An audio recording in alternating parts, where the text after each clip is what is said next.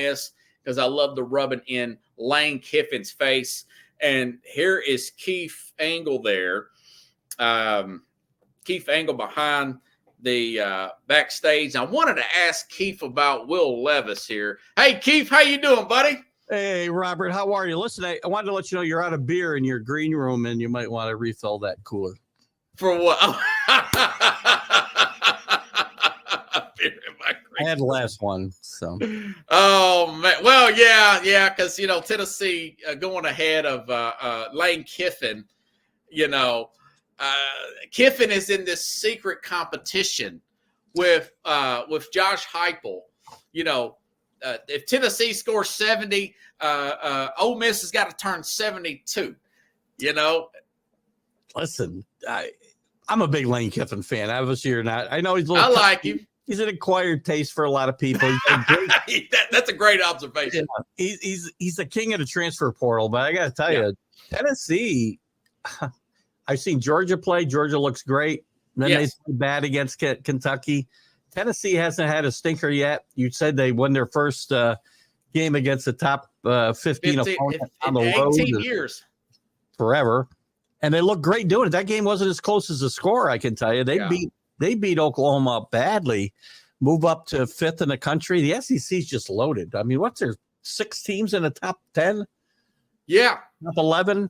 16 top 11. It's just a tremendous conference. They're pretty impressive, and they luckily for them, they do have this week off, and they got to play at Arkansas in 2 weeks because I think it would be rough to go on the road 2 weeks in a row and have that level of intensity on defense that they had Saturday night. Hey, what do you think about you like Will Levis? I'm a little bit about right now, 7 turnovers the first 3 games. Yeah. Being compared to guys like who was the Jets quarterback that they shipped off to Zach what's his face? Zach Wilson. Yeah. Zach Wilson, Trevor Lawrence in his rookie year. What do you do with Will Levis? You thought he was great in college. He had some moments in college, but also seemed look terrible in college too. He had some moments last year as a rookie. He did against Atlanta. Good and bad. Just like this year, his coach pretty much called him out after this last game, and he's not in a good place right now. And I'm not sure who's the backup. I'm not sure who the Mason Rudolph from Pittsburgh. Right. I mean, are you going to go to the playoffs with Mason Rudolph? I don't think so. He might not lose it for you like Levis has, though, Maybe you got to simplify the playbook a little bit so he can't make mistakes. I haven't watched that team close enough to know, but when you got a young quarterback, you got to put him in a position to succeed. And don't ask him to do too much and do things he can't do. Yeah. And you've got to get him to play within his own abilities, if you will, and not try to force things. And that's what I saw from Levis last year and early this year is he tries to make plays that just aren't there. Yeah. And, he's not, I'm sorry, he's not Patrick Mahomes. So you're not going to make those plays, at least not yet. I still have some hope for him, but. Okay. That's what my guest yesterday said, Rich, maybe hold on to him and maybe after maybe 5 games. I don't know. Maybe you got to sit him down and let him watch a couple of games and sometimes that gets guys back, in focus. And you got to be careful because you put guys out there. That's what with the Patriots. I don't want to see Drake May play behind this horrible offensive line because you won't be in a position to succeed and you're going to destroy his confidence. That's a good point. Look what's happened to Bryce Young in Carolina. Yes. Now, I don't know whether he's a really good quarterback or not, but we're never going to know probably because they just put him out there and let his confidence and his health get destroyed basically on a bad team. Yeah. I'm with you. I'm starting to lean on letting a player, Brady, he did sit a year. Mahomes did sit a year. I know we're in an impatient lead, but I'm really leaning on letting a guy sit a year as much as I want to get him out there myself, Yeah. Unless the situation's perfect. I mean, the situation was good for C.J. Stroud last year, and he succeeded. But not every quarterback lands in that type of situation, right? And a lot of guys fail early in their career, and it doesn't mean their career is over. I mean, some guys have had awful rookie seasons and come back to be really good quarterbacks. So yeah. But if you get your confidence beat down too far, That's it's hard to come back sometimes, unless you're mentally just really, really tough. Yeah. Man, I got to ask you about this UNL. That's a wild story, ain't it? As good as they're playing. Yeah, that's the sad part about this. UNLV is one of the most improved teams in the country.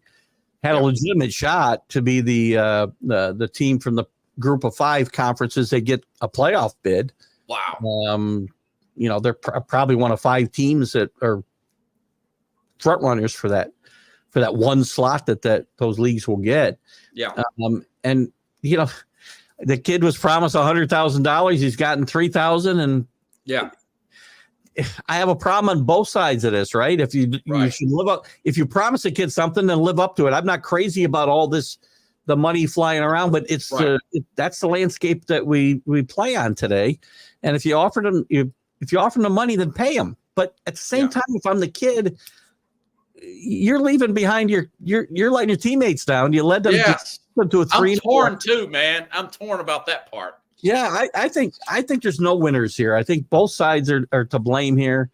I think there might be more to this story that we haven't seen yet. And the NCAA is at fault as well for letting these, kids, he can just take himself out. They'll give him a redshirt year and he can go play again somewhere next year. Yeah, he hasn't played that 4th game yet. Yeah, so the rules are just too lenient as far as letting kids, number one, redshirt and skip years and then transfer pretty much every year if you want and go find a better deal somewhere. And look I've tried to put that stuff aside and concentrate on the field. And I was all excited about Georgia, Alabama, and some other big games this week. A big game for Notre Dame with Louisville coming to South Bend. What do you think about that game, Brian?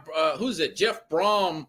Of course, that game's going to be on Peacock. I don't even have Peacock. It's not going to be on the regular NBC. I've got it only because when we bought our new townhome, the people left their we negotiated for them to leave all the TVs they had on the walls, so I didn't have holes in the walls. And it's a 1-year-old house; they're all brand new TVs. And they left their logins for all these things. So I've been watching Peacock with their account. So I've seen the games that have been on Peacock, and that's what's going to happen. That's the world you live in today, right? All these big games for NBC. I know, it's so annoying.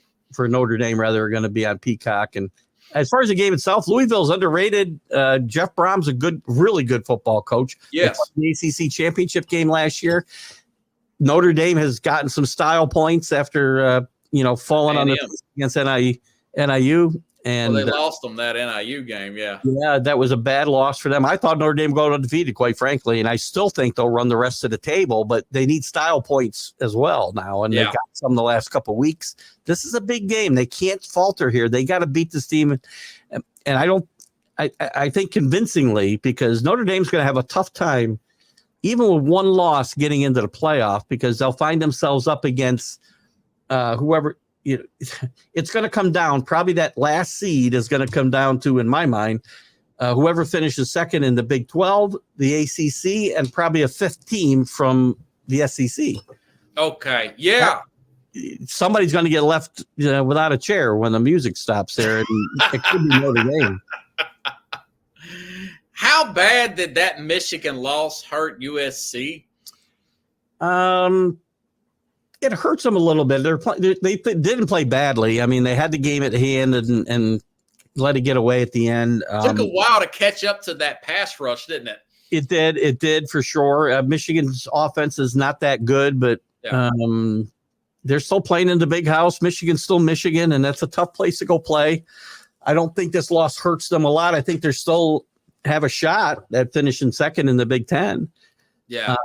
I don't think they're that good. I think myself, I think that they could still fall as far as 500 for the year. USC or Michigan? USC. They're scheduled. Wow. Even after beating LSU? Yeah. I early in the year, I thought they'd be 5-7. Then I said 6-6. Yeah. Once they beat LSU, and I think they could still be 6-6, maybe 7-5 at best. Wow. There's people that think they're going to get the number 2 in the Big Ten, and that would give them a shot at the playoff. But to me, the Big Ten might only get one team unless Oregon gets it together and there's a really strong second to Ohio State or beats them. Yeah. In the Big Ten championship game. So you think Oregon, are you in that bus too, where they were a little bit overrated to start the season? A little bit. Dan Lanning's a great coach, but Dylan Gabriel has taken some time to, I think, adjust to that offense. Everybody thought he was going to step in and do what Bo Nix did up there, and I did. Yes, yes. Sometimes it takes a little time to adjust. I think they'll be fine, and I do think they'll finish second in the regular season and play Ohio State in the championship game for that in the Big Ten. And I think maybe they've gotten themselves righted a little bit. They played really well against Oregon State. They did. I was impressed with that win. Maybe the light's starting to go off, I think so. I think they had 2 scares. I mean, everybody has a scare somewhere, right? But they had 2 really big scares against Idaho, who's not very good. And then at home against a good Boise State team, another team that's in contention for that group of 5 playoff spot. Boise State right now is in the top 25. They moved in this week. So not a bad football team. Wow. You can't, I'll tell you, and then lose it and winning by a field goal at the end of regulation against Boise State at home. So Boise State, I'll tell you, there's always a team nobody talks about, and they pop up there. I was really impressed with UNLV going back to that story for best start since 1984. Yeah, it's Barry Odom's done a really good job there. This team, I think, it was either winless or had 1 win just 3 or 4 years ago. And Barry Odom has slowly built this program back. And that's the sad part about this kid leaving and just leaving his teammates in a lurch. Yeah. Again, with realistic playoff aspirations, I'm not saying they go there and win a national championship, but that's a big deal just to get to the playoff. And that's true. That's true. I think that, you look at his stats, he hadn't thrown over 160 yards in any game. No. And I looked at his draft grade, and he's the 32nd ranked quarterback in the 2020. This is his only chance to make some money. And I think that's what it is, Keith. If they're not going to give me the $100,000 you promised me here, then I'm going to redshirt and take off, which you could call 24 years old and go to a big conference. It doesn't look good, though, for the school. If you're going to promise kids money, you might better pay them. This won't be the last time this happens. I'm surprised it hadn't happened in a big school, That's when it'll hit the radar and you'll see contracts getting signed for all this stuff. Yeah. Listen, I'm not giving a kid a bunch of money. Dylan Gabriel gets $2 million to go to Oregon this year. Yeah. I mean, if this were and I think his eligibility's up, but let's just say he was, I was paying a kid $2 million to come to my school as a freshman. I'm not giving him the money unless he stays. You're going to stay. Whatever, 2 years, 3 years before you go to the pro. Divvied out, right? You're going to transfer out of here after a year. You're going to play in any bowl game we play in. And that's true. That's true. If you get the NIL, you got to play in the bowl game, man. Or I'll take my money back. Yeah. I mean, there's got to be some regulation here. All the power is in the players' hands right now. All of it. It's the Wild West. I predicted this would be like this the first few years. Yeah. Then you'll start to get a little bit of guardrails and some kind of regulation. So it's just not the crazy Wild West out there, man. You got to have something because they're going to drive this thing into the ditch right now. And, that's the thing. Yeah. Remember, 10 miles of road equals 20 miles of ditch. So don't Chad, we will get to that Georgia game in a minute. I'm not going to leave out Georgia and Alabama. What do you think about the AP poll as it sits? Is Texas really the number 1 team? Do you think Georgia should have dropped down after that Kentucky game? Texas played really good football. They played without their number 1 quarterback for a game and a half, a game and 3 quarters, whatever it is. And Georgia may very well be the best team in the country. These polls don't mean a whole lot right now. You finish first in your conference and get a bye in the playoff. That's all you really care about. After the Georgia Clemson game, especially after Clemson, who, not playing the best competition, but not playing awful competition over the 3 weeks, has won very impressively. I thought Georgia's got to be even better than I thought the way they killed Clemson and held them to 2 points that day. And then they throw a stinker in against Kentucky, but everybody's going to have one of those. And they had one against Missouri a few years ago. Yeah. They just couldn't get any rhythm going that day. And I think that's a good place to have it if you're going to have it. And maybe they were looking ahead a little bit. They had a bye week last week, if I'm not mistaken. Yes. Yeah, and they're playing at Tuscaloosa this week. And they're going to play at Alabama, so they might have been looking a little ahead to that game. And maybe it was a wake-up call. And I'm sure of this. Kirby Smart is probably happy that he's happy they won. He didn't want to lose. Right. But I'm happy. I bet he's happy they struggled because he probably got to ride them hard the last 2 weeks. You think they're just bored because they've been so good so long? I think it's possible, and I think they win this week. I think they go in there. They're favorite on the road. They got more to lose here than Alabama because they still got to go play Ole Miss. They got to play Texas. They got to play Tennessee. So that's a tough road, man, for Georgia. Yeah, it's in Tuscaloosa, Keith. So what are your thoughts about the Boar and how I like the way they look? Of course, it was against Wisconsin. I do too. I think they play. Listen, Luke Fickell and Wisconsin struggled a little bit in his first couple of years now there, but they're not an awful team. And Camp Randall's a tough place to go play, no matter what. And to manhandle that team the way they did, I think is very impressive. Jalen Milroe is a really good quarterback. He fits Caleb DeBoer's offense perfectly. Struggled a little bit against South Florida last week, but they pulled away at the end, or 2 weeks ago, I should say. Yeah, they ended up scoring 42 points. I think they had the bye week too last week. Yeah, if you remember, they struggled even worse against South Florida last year, and that really kind of turned their season around. Milroe got benched, and then he took off after that and got better and better and better and better. Yeah, Do you think he'll go for the draft this year? I think it's quite possible, yeah. And I think he'll. I'm not crazy. I'm not crazy about the draft class, quite frankly. Carson Beck, Quinn Ewers, these are probably going to be the two top guys to go, I would think. Yeah. A lot of people love Shooter Sanders. This doesn't strike me as just this overwhelming. It's not a killer class, is it? No, I don't think it is. And I don't think any of those guys are like locks to be number one pick or be a 10-year starter in the NFL. I think any of them are going to be a work in progress. It's a year that similar to this year. I mean, I wasn't crazy about this year's draft class either. I would wait. I'd wait to get a quarterback later.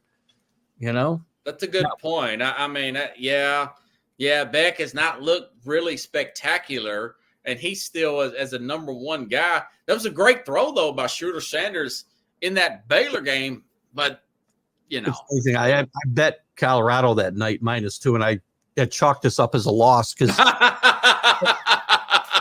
the play before this, he threw a Hail Mary, and the kid dropped it. It was right in his hands. Oh, he was at the 2-yard line. He would have fell right into the end zone. He dropped it, and I'm thinking, you don't get two chances. Well, with 3 seconds, he throws one more, and somehow the kid gets free in the end zone. He didn't even lost that ball. He just threw a rocket, and it was a great throw. And I'm not so sure how his game is going to translate on the next level. It's hard to tell how good he is, though, because that offensive line is really bad. They are. They've been bad since last year. Listen, he's playing with, I think, the guy who's the best player in college football is Travis Hunter. Yeah. He should. To me, he ought to be the leading contender for the Heisman, and he's not. Could he be the number one pick? One mock draft has him as the number one pick. I'll tell you what, it'll probably depend on the team that's there. But if I would draft him. If the Patriots have the number one pick, they'd be stupid not to take this kid. Where do you play him? Corner or receiver? I'm going to play him at cornerback, and I'll spot him on offense. I'll find a way to get him into the offense. He's not going to play like he plays now, 120 plays a game. I don't know what Deion's thinking, man. That's a little too much, right? Playing him. Is this Deion's last year? I've been asking college people about this. Is he leaving after his sons leave?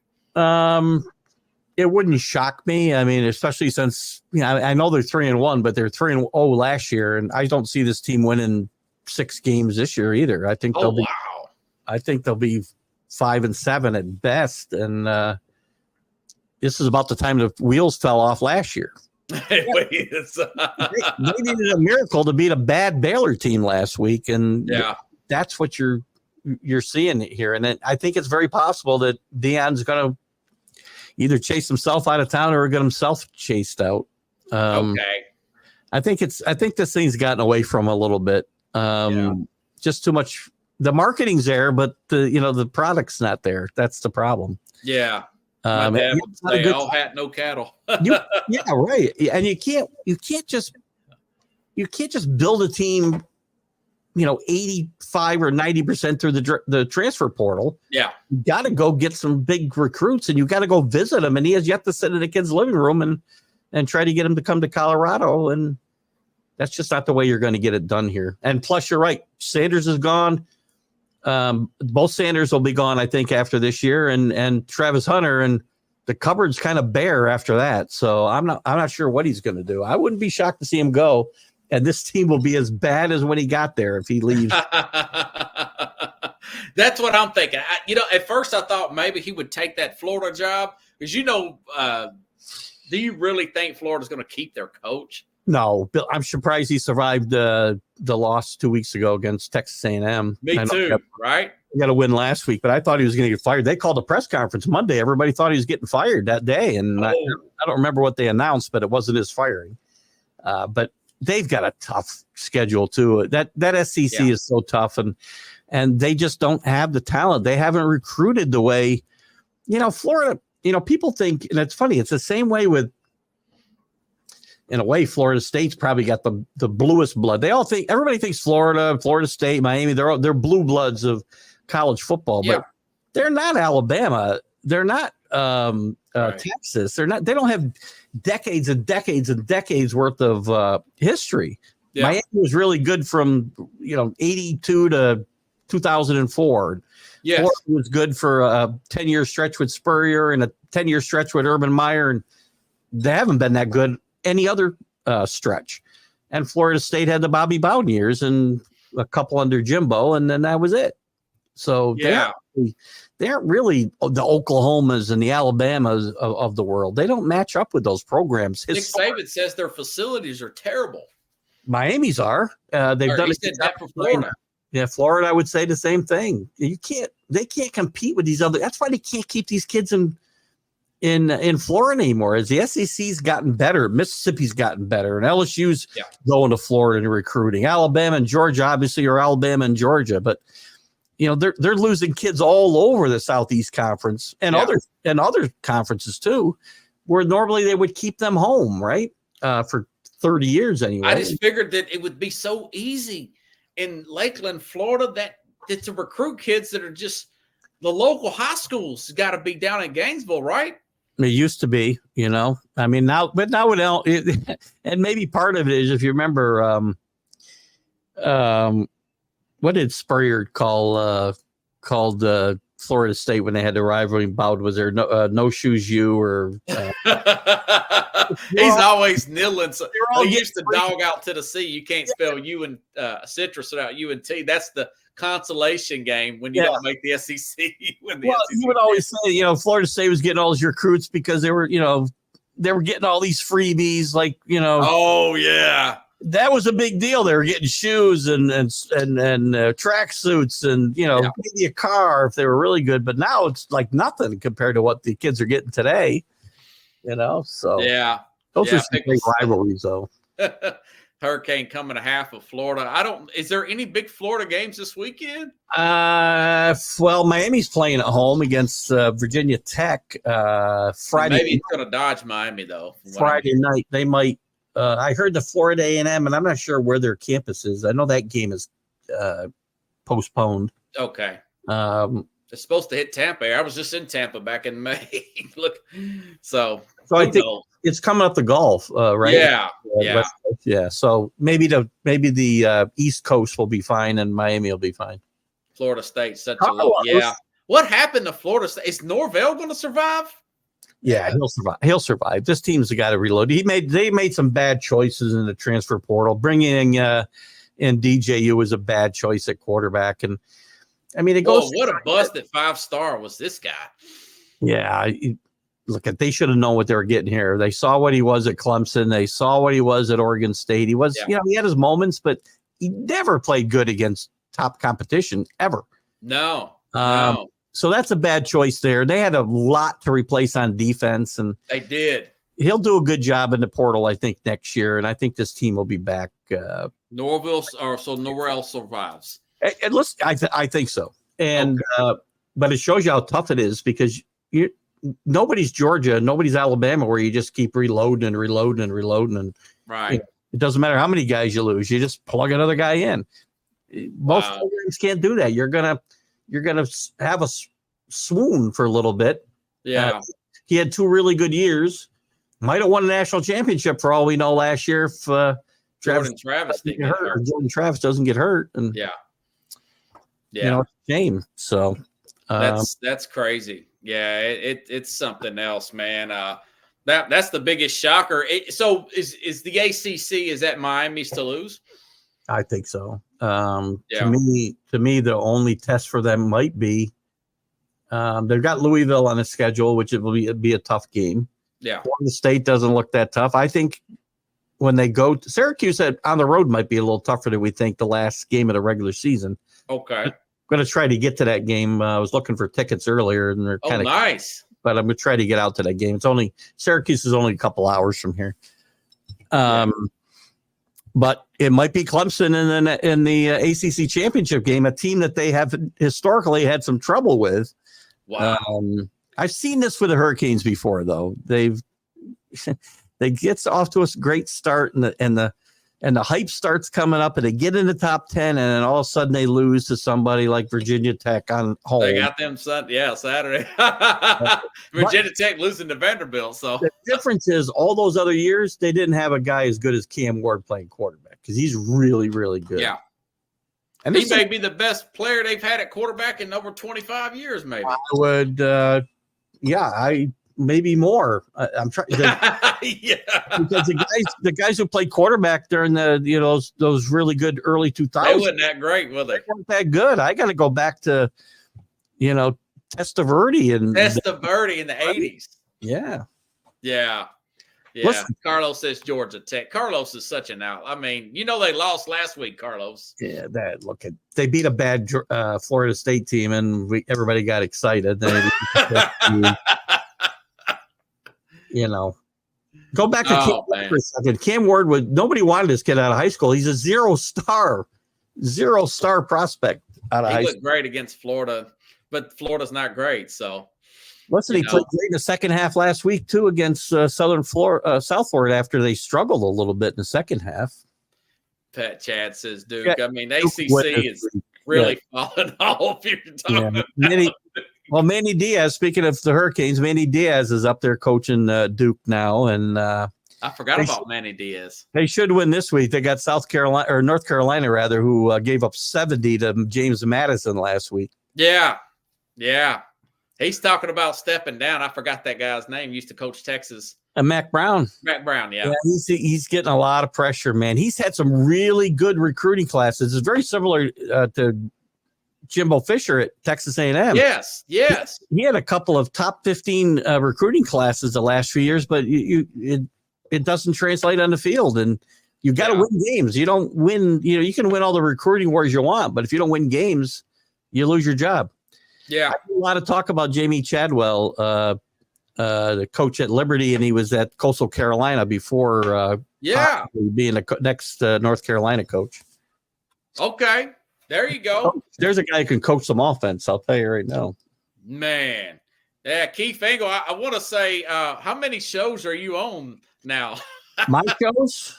My shows, I've got the College Football Huddle, which we did before I came on here on Wednesdays at 7 p.m. Eastern. I've got the one-on-one interview show on Friday mornings. Who do you got coming up Friday? This week we have Larry Schechter. He's actually an author. He wrote his latest book is The History of Fantasy Sports, which we'll have him on talk. But we've had some great guests recently. Reggie Williams was on recently. Ernie DiGregorio was on recently.